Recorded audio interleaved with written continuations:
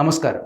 UGC അംഗീകാരമില്ലാത്ത distance education ചെയ്യുന്ന സർവകലാശാലകൾക്കും UGC അംഗീകാരമില്ലാതെ private registration നടത്തുന്ന സർവകലാശാലകൾക്കും പൂട്ടിട്ടിരിക്കുകയാണ് ശ്രീനാരായണ ഗുരു open സർവകലാശാല.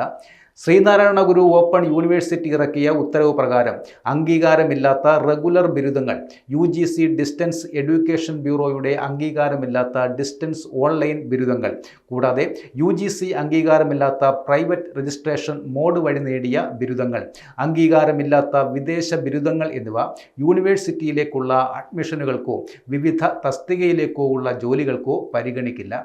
UGC നിയമങ്ങൾ കർശനമായി പാലിച്ചുകൊണ്ടാണ് ശ്രീനാരായണ ഗുരു ഓപ്പൺ സർവകലാശാല ഈ ഉത്തരവ് ഇറക്കിയിരിക്കുന്നത്. എന്നാൽ ഈ ഉത്തരവ് പുറത്തു വന്നതോടെ അംഗീകാരമില്ലാത്ത സർവകലാശാലകളിലെ ബിരുദ സർട്ടിഫിക്കറ്റിന് തുല്യത ലഭിക്കാത്തത് കാരണം വെട്ടിലായത് ലക്ഷക്കണക്കിന് വിദ്യാർത്ഥികളുമാണ്. സംസ്ഥാനത്തെ പല സർവകലാശാലകളും UGCയുടെ മുൻകൂർ അനുമതിയില്ലാതെയും പ്രാദേശിക അധികാര പരിധി പാലിക്കാതെയും മറ്റ് സംസ്ഥാനങ്ങളിലെ സർവകലാശാലകൾ നടത്തുന്ന ബിരുദ കോഴ്സുകളുടെ സർട്ടിഫിക്കറ്റിന് തുല്യത നൽകിയിരുന്നു. UGC ഡിസ്റ്റൻസ് എഡ്യൂക്കേഷൻ ബ്യൂറോയുടെ വെബ്സൈറ്റ് പരിശോധിക്കുമ്പോൾ തമിഴ്നാട്ടിലെ ഭാരതിയാർ ഉൾപ്പെടെയുള്ള യൂണിവേഴ്സിറ്റികൾക്ക് വിവിധ വർഷങ്ങളിൽ അംഗീകാരം നഷ്ടപ്പെട്ടതായി നമുക്ക് കാണാം. 2015-16 മുതൽ തമിഴ്നാട്ടിലെ ഭാരതിയാർ സർവകലാശാല ഓപ്പൺ ഡിസ്റ്റൻസ് ലേണിംഗ് സമ്പ്രദായം വഴി വിവിധ കോഴ്സുകൾ നടത്തുന്നുമുണ്ട്.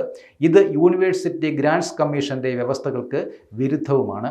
അംഗീകാരമില്ലാത്ത കോഴ്സുകൾ പാസ്സായവർ സർക്കാർ സർവീസുകളിൽ ഉൾപ്പെടെ പ്രവേശിച്ചിട്ടുമുണ്ട്. കൂടാതെ അണ്ണാമലൈ സർവകലാശാലയുടെ സർട്ടിഫിക്കറ്റുകൾക്ക് അംഗീകാരമില്ലാത്തതിനെതിരെ വിദ്യാർത്ഥികൾ സുപ്രീം കോടതിയെ സമീപിച്ചിട്ടുമുണ്ട്. റാങ്ക് ലിസ്റ്റിൽ ഇടം പിടിച്ചിട്ടും ജോലി ലഭിക്കാത്ത സാഹചര്യത്തിലാണ് ഉദ്യോഗാർത്ഥികൾ കോടതിയെ സമീപിച്ചിരിക്കുന്നത്. ഭാരതിയാർ സർവകലാശാലയ്ക്ക് 2015 മുതൽ 2023 വരെ UGC അംഗീകാരമില്ല.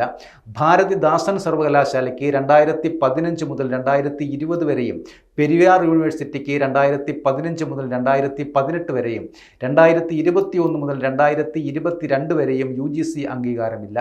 അണ്ണാമലൈ സർവകലാശാലയ്ക്ക് 2015 മുതൽ 2022 വരെയും, മദ്രാസ് സർവകലാശാലയ്ക്ക് 2016-17 അക്കാദമിക വർഷവും, മധുരൈ കാമരാജ് സർവകലാശാലയ്ക്ക് 2015 മുതൽ 2018 വരെയും UGC അംഗീകാരമില്ല.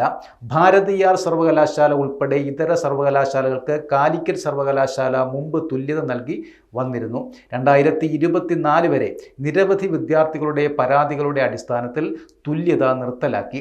ഈ വിഷയം സംബന്ധിച്ച് ഗവർണറിനും ഹയർ എഡ്യൂക്കേഷൻ മിനിസ്റ്ററിനും പരാതി നൽകിയതിനെ തുടർന്ന് കാലിക്കറ്റ്, ഭാരതിയാർ ഉൾപ്പെടെയുള്ള ഇതര സർവകലാശാലകളുടെ തുല്യത പിൻവലിച്ചുകൊണ്ട് ഉത്തരവ് ഇറക്കുകയും ചെയ്തിരുന്നു.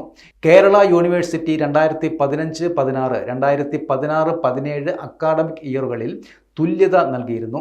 കണ്ണൂർ സർവകലാശാല, ഭാരതിയാർ ഉൾപ്പെടെ ഇതര സർവകലാശാലകൾക്ക് ഇപ്പോൾ തുല്യത നൽകി വരുന്നുമുണ്ട്.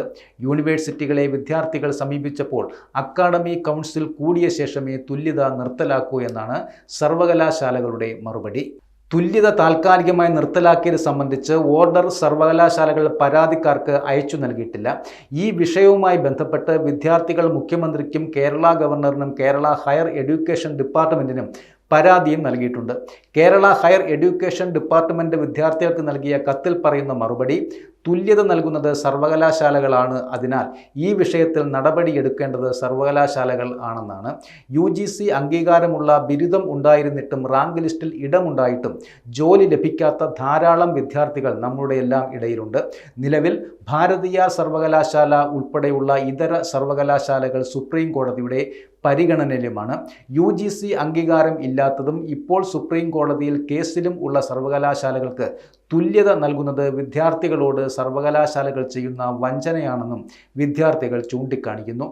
UPSC, SSC, സൗത്തേൺ റെയിൽവേ പോലുള്ള സെൻട്രൽ ഗവൺമെൻറ് ജോലികൾക്ക് UGC അംഗീകാരം ഇല്ലാത്ത ബിരുദങ്ങൾ അംഗീകരിക്കത്തില്ല. സുപ്രീം കോടതിയിൽ നിന്നും ഫൈനൽ വിധി വന്ന ശേഷം UGC അംഗീകാരം ലഭിച്ച ശേഷം ഭാരതിയാർ ഉൾപ്പെടെയുള്ള ഇതര സർവകലാശാലകൾക്ക് കേരളത്തിലെ സർവകലാശാലകൾക്ക് തുല്യത നൽകാം എന്നാണ് വിദ്യാർത്ഥികളുടെ അഭിപ്രായം.